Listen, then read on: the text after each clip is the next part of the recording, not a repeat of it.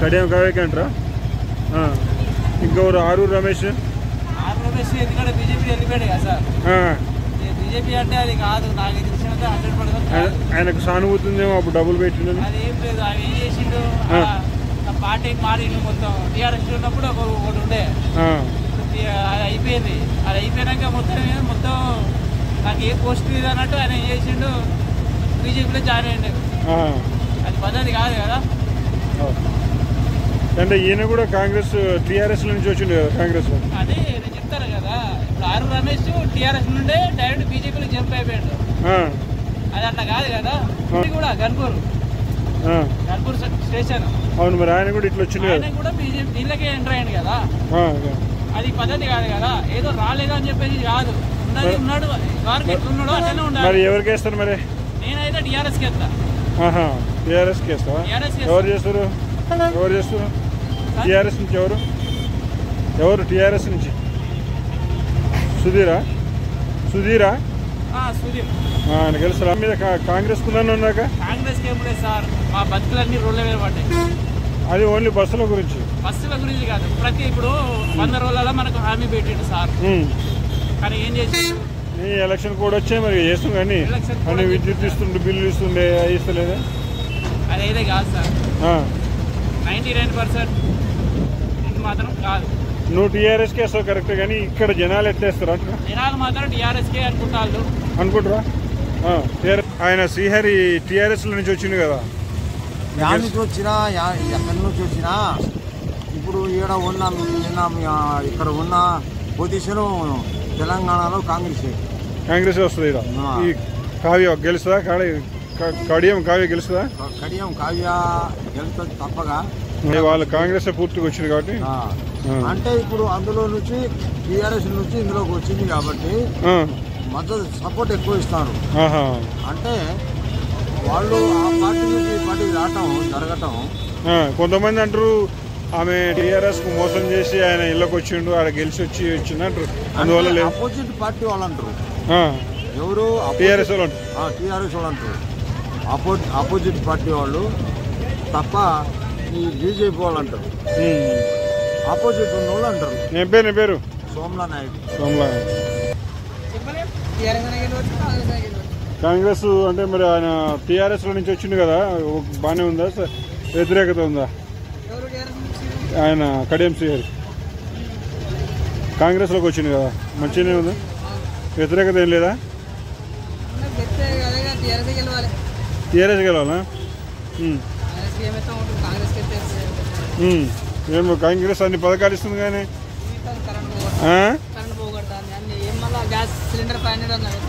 వస్తుందిగా.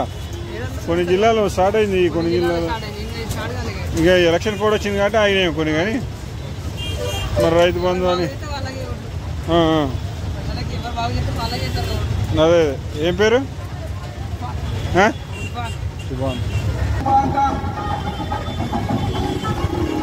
వరంగల్ ఎంపీకి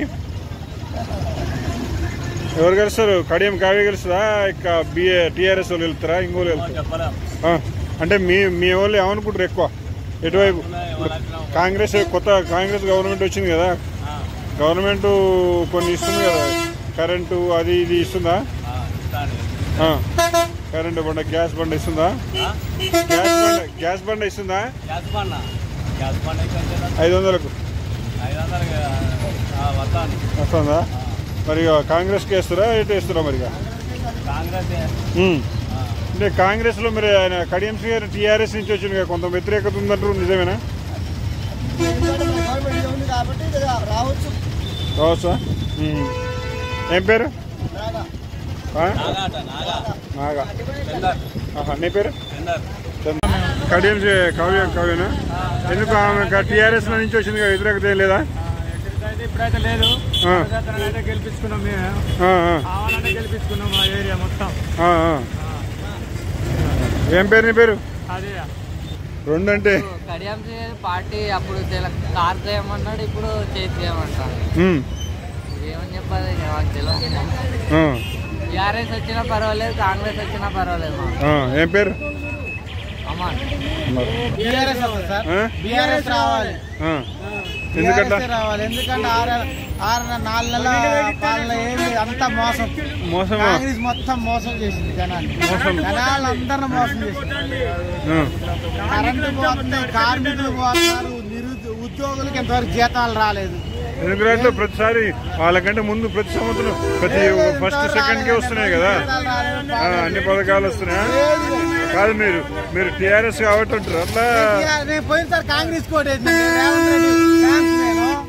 కాంగ్రెస్ ఫ్యాన్స్ కానీ ప్రజల్లో కాంగ్రెస్ దండగా హామీలన్నీ 2000 అంటారు, 2000 ఇలా. అసలు జనాలు చాలా మంది ఏమంటారు అంటే అసలు ఉచిత పథకాలే పెట్టొద్దు అంటారు. జనాలు ఎవరిని అడిగినా కూడా మేమని చెప్పడం కాదు, కానీ జనాలు మేము ఆల్రెడీ కాంగ్రెస్ వ్యక్తినే. నేను మీరు అది పెట్టమాకండి, కానీ కాంగ్రెస్ వ్యక్తులు మేము కానీ పోయినసారి కాంగ్రెస్ క్యాంపెయినింగ్ చేసినాం, కానీ ఉపయోగం లేదు. లోన మాత్రం గ్రౌండ్ లెవెల్లో కాంగ్రెస్ మొత్తం పూర్తి.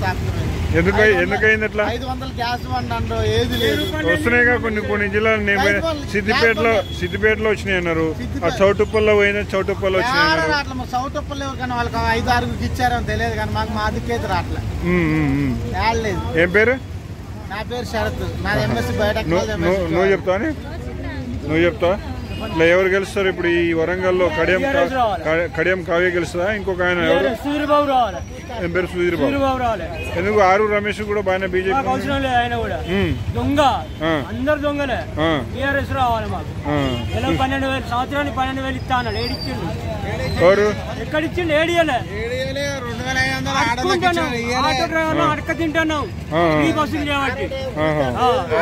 ఇప్పుడు ఈయన కూడా రైతు బంధు నిన్నమని వేస్తుంటే మళ్ళీ ఆపిరట్ట కదా. ఎందుకు వేయాలి? కేసీఆర్ బయటకు వచ్చినాక వేస్తాను కదా, అది ఆల్రెడీ నరేంద్ర మోడీ రాకముందు వేయొచ్చుగా, చేయొచ్చుగా.